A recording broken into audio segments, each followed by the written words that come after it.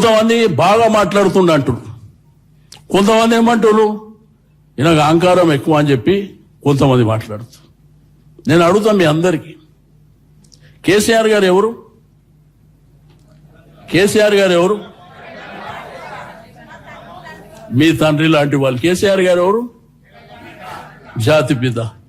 ఆయన కన్న తండ్రి కదా, కేటీఆర్ కు కన్న తండ్రి కదా. నువ్వు నీ కొడుకునో మీ అన్ననో మీ నాయననో అంటే నువ్వు ఊకుంటావా? ఇంటికాడ కొట్లాటైతే మరి అలా తండ్రిని పట్టుకొని పేగులు మెడలేస్తా, తొక్కుతా. ఇప్పుడు తొక్కడానికి కూడా పర్సనాలిటీ మనలాగా ఉండాలి కదా. తొక్కడానికి కూడా నేను మెడల్ వేసుకుంటా, దీనికి ఆ కోటిలాడనికే ముఖ్యమంత్రి పదవి ఇస్తాడు ఎవడన్నా? కాబట్టి ఒక ఒక ఒక కొడుకుగా ఆ తండ్రిని అన్నప్పుడు ఆ కొడుకు బాధ ఆవేదన ఎట్లుంటుందో అది గుర్తుకు పెట్టుకోకుండా అటు సైడ్ ఏమో వాడు ఇష్టం ఉన్నట్టు మాట్లాడవచ్చు, కానీ మేము మాత్రం మాట్లాడొద్దు. ఇవి జరుగుతున్నాయి. కేసీఆర్ గారు 9 ఏళ్ల పరిపాలన చేశారు. ఏ రోజున్న బూత్ మాటలు మాట్లాడుతుండేనా? కేటీఆర్ గారు మున్సిపల్ మినిస్టర్, ఐటీ శాఖ మంత్రి ఉండే. ఆయన విశ్వవేదికల మీద ఎంతో మంది ఎంఐఎంల మధ్యన మన రాష్ట్రానికి ఇండస్ట్రీస్ చేయడానికి అద్భుతంగా మాట్లాడుతుండే. ఆ రోజు మంత్రిగా ఉన్నప్పుడు ఆయన మాట్లాడిండే ఇట్లా. మరి ఏ తండ్రి పట్టుకొని ఎవడో మాట్లాడితే ఏ కొడుకు ఊకుంటాడండి ఈ దేశంలో? అది కదా రక్త సంబంధం అనేది. కాబట్టి ఇవన్నీ మనం పరిగణనలోకి తీసుకోవాలి. రెండోది ఏంటంటే, మన ప్రభుత్వం కండ్లు మూసుకొని వస్తుంది, దాంట్లో అనుమానం ఏం లేదు. 10 సంవత్సరాలు పరిపాలన చేసినప్పుడు మనకు కూడా కొంత రిలాక్స్ గా ఉండేటువంటి వాతావరణం ఉండాలి కదా. ఎప్పుడు చూసినా గానీ బిజీ బిజీ బిజీ బిజీ, ఇక్కడ వరకు అక్కడ వరకు ఇదే పని అయిపోయి. ఓకే, ప్రజలు అవకాశం ఇచ్చిండ్రు, అద్భుతాలు జరుగుతాయారు. ఎవరు?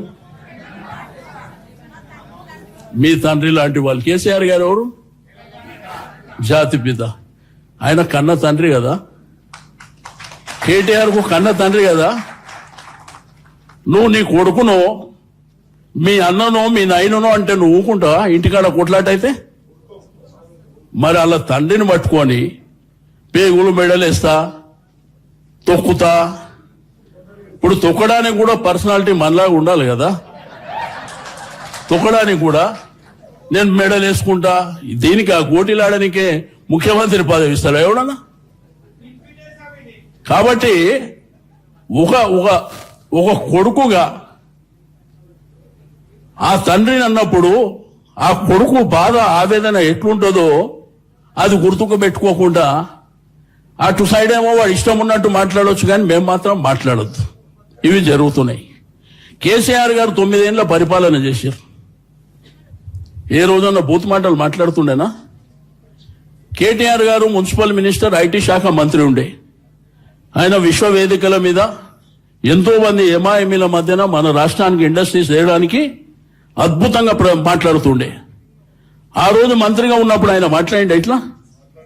మరి ఏ తండ్రి పట్టుకొని ఎవడో మాట్లాడితే ఏ కొడుకు ఊకుంటాడండి ఈ దేశంలో? అది కదా రక్త సంబంధం అనేది. కాబట్టి ఇవన్నీ మనం పరిగణనలోకి తీసుకోవాలి.